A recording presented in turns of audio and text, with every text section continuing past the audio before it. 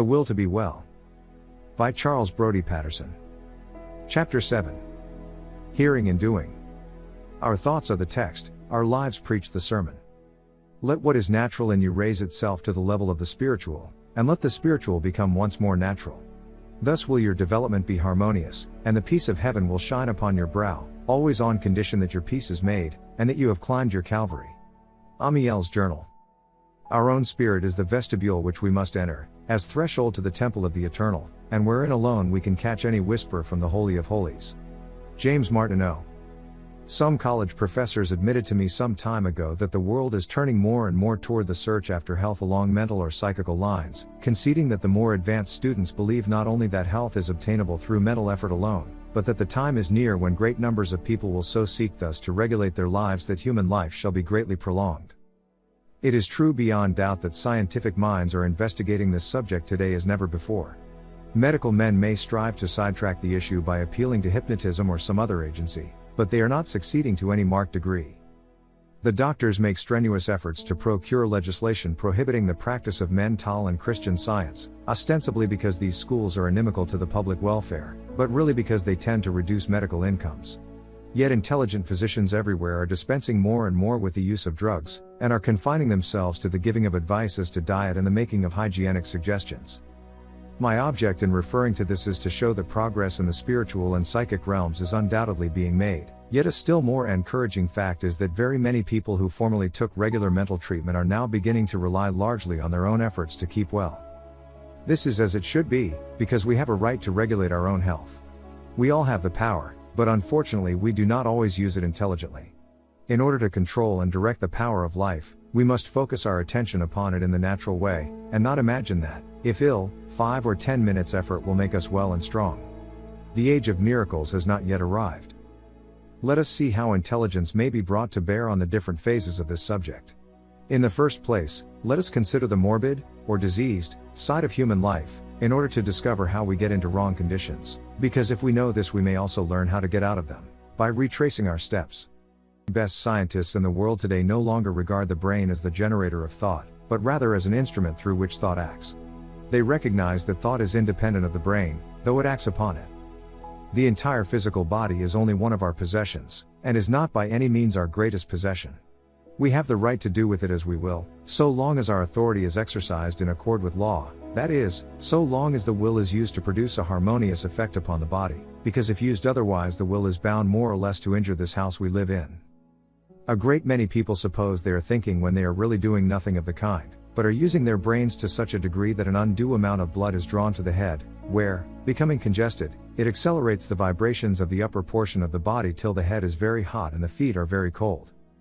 The physical effect produced here is the result of wrong thinking, not right thinking, which has never yet caused a congestion of any kind. Right thought cannot produce a rapidity of vibration that will result in an overheated head. When we refer to certain persons as being hot-headed we mean that they become angry easily, for anger is an emotion that drives the blood unduly to the brain. There is a very delicate part of the body called the mucous membrane, and when the rate of vibration is thus increased it becomes inflamed, the result being what is known as a catarrhal condition. Again, we are very sensitive as to what people say or think of us, and are frequently so affected by their words or thoughts that this membrane becomes similarly inflamed. Moreover, we have a disturbance of the stomach, and we say it results from something we have eaten or drunk, but it means simply that we have allowed ourselves to be annoyed by what someone else has said or thought. No one can produce in us a wrong method of thinking unless we allow him to do it. Let us cease trying to shift the responsibility from our own shoulders onto those of someone else by insisting that another's failure to do this or that has caused our suffering, for it is a very poor excuse. We suffer for our own misdeeds, and when we lend ourselves to the sinful side of life we have a right to expect no other result. It rests with each individual whether he shall be related to the world about him in a strong and healthy way or in a weak and diseased way. It is better to know the truth about these things, to face the whole truth, than to go on year after year laying the responsibility for our mental and physical conditions at the doors of other people or other things, when we ourselves are solely responsible. It is not enough to say that we are negative and that we take on conditions from others. If we are negative it is because we have allowed ourselves to become so without reason. If wrong thought reaches us from other people it is because we open wide our door and tacitly invite it to enter. We literally call out what others say or think of us. There is something within us that, coming in touch with the identical quality in other people, stirs it into activity. When this result does not follow, it means that we have risen above it.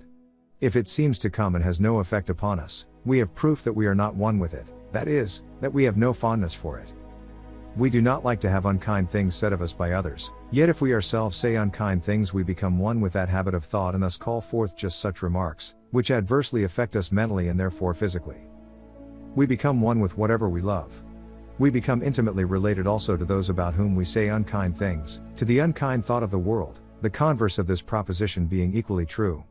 If we love to say and do kind things, we are one with the good deeds and the good people of the world. And so it is with health, with wholeness, for health and wholeness, harmony and heaven, mean virtually the same thing. When a person is healthy he is harmonious. How many harmonious people are there in this world, people who can say that they are well in every part of their being, perfectly whole and perfectly harmonious in both mind and body?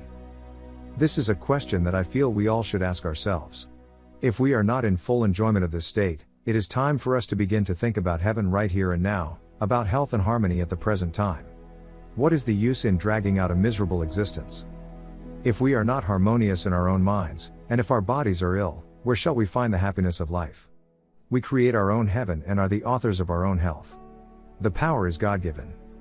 It is right that each and every individual should present his body whole and acceptable unto God, for this is his reasonable service. Present a body whole to that higher part of his being which is the God part, so that this inner harmony may have its reflection in outer harmony, that the soul at peace and rest may show itself forth in peace and rest of mind and body.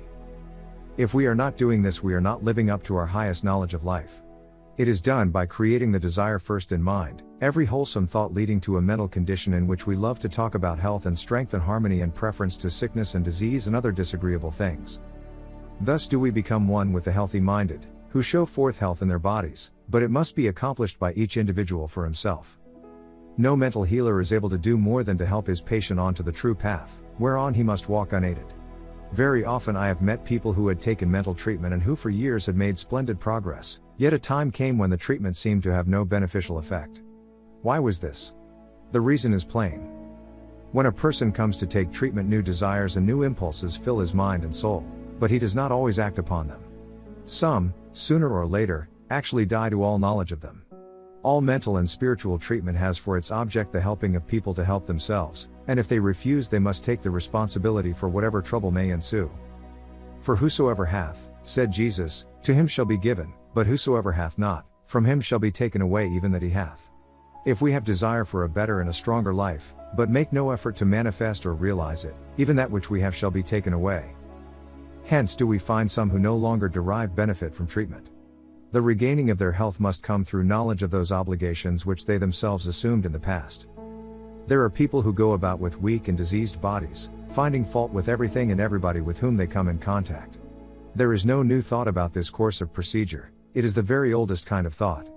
No true mental scientist takes that attitude toward anything. A true mental scientist is one who understands the principles and applies them. He may go to a metaphysical meeting every night, but if he fails to act upon the theories expounded he is not a mental scientist but a common follower of the new thought, and, instead of being a help, he may become a hindrance more deterrent than an open enemy of the cause.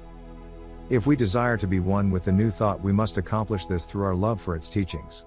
Instead of wasting so much time in thinking of our own welfare, let us think of the welfare of others. The mind that is centered on thoughts of the personal good to be got out of life is sure to get the least good out of it. It is the one who in the right way thinks and cares for others that is going to get the most good. It is not our duty to carry others through life or to work out their salvation for them, but to show them the right way, to make their lives a little easier, a little happier and a little better. If we are to become true followers of the New Thought movement, it is not enough to listen to some teacher for an hour or two, and then go away and think and talk about something else. This is not an act of love. It may make us feel good for the time being, but we are storing up for ourselves judgment, for with knowledge comes responsibility. If we are learning how to live and do not act upon our knowledge, we are simply storing up future troubles. I think perhaps one of the most discouraging things that come into the life of the New Thought teacher is not that people neglect to come, because an attendance may be secured anywhere, not that people do not listen attentively, because they do, and then often go away and omit to act upon the knowledge they have acquired. But to see certain ones come year after year and listen to lectures, all the time carrying about with them the elements of mental or physical weakness. One is inclined to ask himself whether preaching after all is not in vain. Each soul is a thought of God, and each thought is perfect, But are we giving due expression to it? Are we properly working out that which God has inwrought? Are we using God's gifts and developing our God-given qualities? Thus only can we fulfill the perfect law. We cannot with impunity continue to listen and learn and then deliberately disobey, day after day, week after week, month after month, and year after year, the law of God as it is made clear to us. The way of life is not difficult. The way of health, strength, and happiness is not hard. It is, however, one that each individual must choose and tread for himself. Whatever we see that is beautiful in this world, and whatever the heart desires, whatever is true, pure, and upright, let us become one with it by trying to be it and to love it. There is no other way. We can be what we will to be, but we must will it with both mind and heart. Think and also feel we become one with the object of our attention. If our thought goes out to the good, the true, and the wholesome, we manifest these qualities in our lives, and if our thought goes out in divine love, we become one with eternal love. If our thought goes out in loving kindness toward all people, we become one with them. When the mind dwells on what the heart feels, we become one with that on which it dwells.